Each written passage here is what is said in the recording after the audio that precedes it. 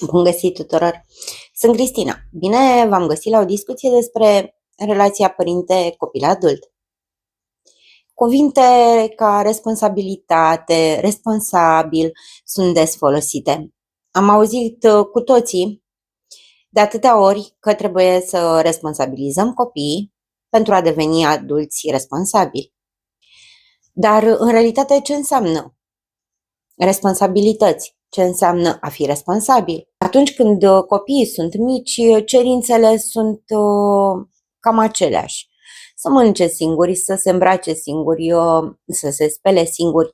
Sigur, cu toții vor face la un moment dat aceste lucruri, unii mai devreme, unii mai târziu, alții în stilul lor. Ulterior,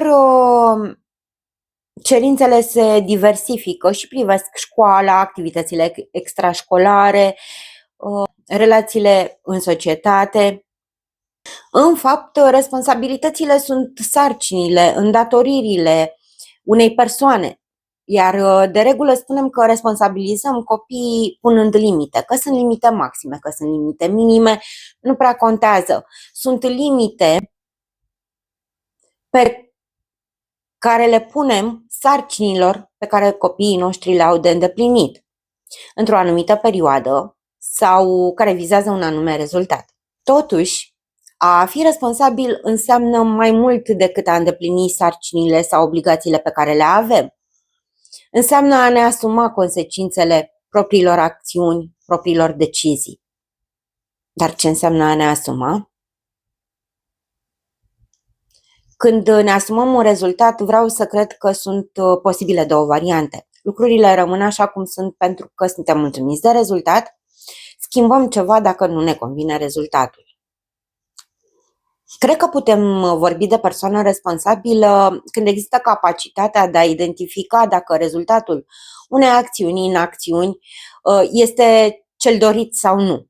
Iar dacă răspunsul este negativ, în capacitatea de a modifica obiectivul, pragul, mijloacele pentru a ajunge la un rezultat care să satisfacă. Ar trebui să dăm și aceste repere copiilor noștri, adulți sau nu. Sigur, uneori copiii noștri adulți refuză independența și nu contează cât de bine sunt integrați în societate, pentru că dependența nu este doar financiară, este și emoțională. Mamă, ce fac? Tată, cum rezolv? Ajută-mă! De ce ajung mulți tineri dependenți de părinți?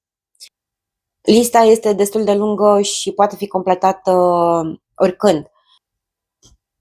Au fost protejați excesiv, nu li s-a permis să greșească, li s-a făcut totul ca să le fie lor bine și să aibă un confort fără efort, pentru că exista prea multă dragoste părintească. Lipsește educația practică. Avem mentalitatea, ai timp, ești tânăr. Prin multe din cele de mai sus am trecut și eu. Cum ajutăm copilul adult pe drumul lui de acceptare și conștientizare a independenței? Păi să ne aducem aminte ce înseamnă responsabilitățile, sarcini și obligații, prin trasarea de sarcini, adaptate vârstei de adult. Ce facem noi, adulții? Ce îndatoriri avem față de noi, față de familie, față de societate? Aceleași îndatoriri și obligații le pot îndeplini și copiii noștri adulți. Limitele fiecare le putem stabili pornind de la propria noastră independență. Ar trebui să trecem peste dorința de a ajuta în permanență, de a fi utili oricând și oricum. Ar trebui să ne aducem aminte motivele pentru care lăsam copilul nostru să mănânce singur, să se îmbrace singur, să-și soluționeze în anumite limite, evident, problemele de relaționare. S-a schimbat doar limita. Am vrea să ne fie ușor și să ne bucurăm și de noi și de copilul nostru adult? Ar trebui să nu mai facem tot ce poate face el singur. Ar trebui să-l ajutăm să înțeleagă că responsabilitatea naște și beneficii. Să-și facă propriul plan de autonomie.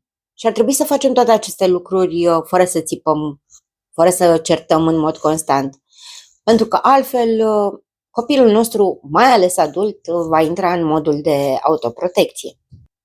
Nu sunt doar vorbe, sunt la îndemâna noastră să-l lăsăm să-și pregătească singur micul dejun, prânzul, cina, să-și pregătească singur hainele pentru a doua zi, să înțeleagă că dacă muncește are bani. Ar trebui să înțelegem că nu este egoism, este iubire.